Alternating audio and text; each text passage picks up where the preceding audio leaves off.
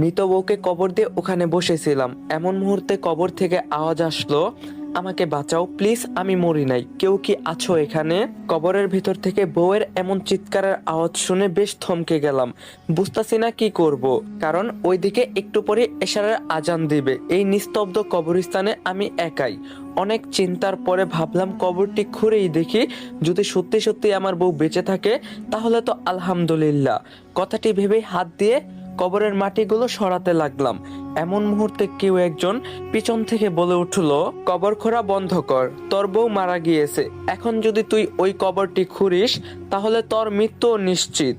কথাটি শুনেই পিছনে তাকিয়ে দেখি কেউ নেই, সেখানে শুধুমাত্র আমি ছাড়া। মনে ভয় ঢুকে গেল, তাই আর কবরটি না খুঁড়ে দৌড়ে বাড়িতে চলে আসলাম।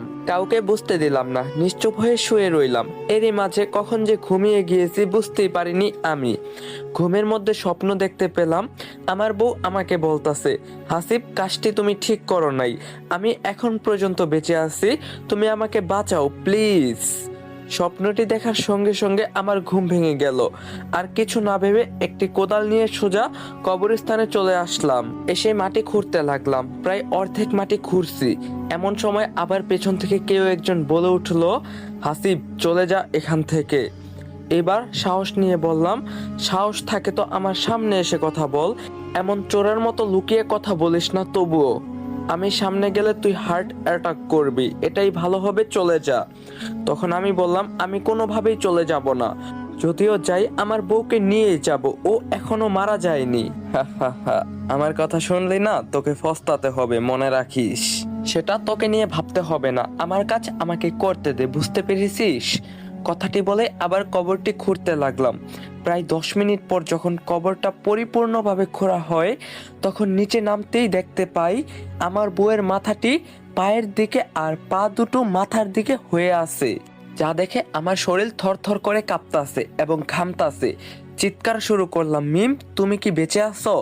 যদি বেঁচে থাকো তাহলে আমার সঙ্গে চলো এখন। কথাটি বলার সঙ্গে সঙ্গে কবরের ভিতর থেকে আওয়াজ আসলো, স্বামী তুমি এসেছো আমাকে নিতে? হাসিব বলল, হ্যাঁ, কিন্তু তুমি কথা বলতাছো কোথার থেকে সেটা তো বুঝতে পারলাম না।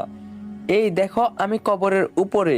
কথাটি শুনেই উপরে তাকিয়ে দেখি সত্যিই তো আমার বউ উপরে।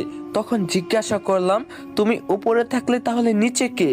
নিচে তো কেউ নেই। কথাটি শুনেই নিচে তাকিয়ে দেখি সত্যিই তো নিচে কেউ নেই, মুহূর্তের মধ্যেই উধাও।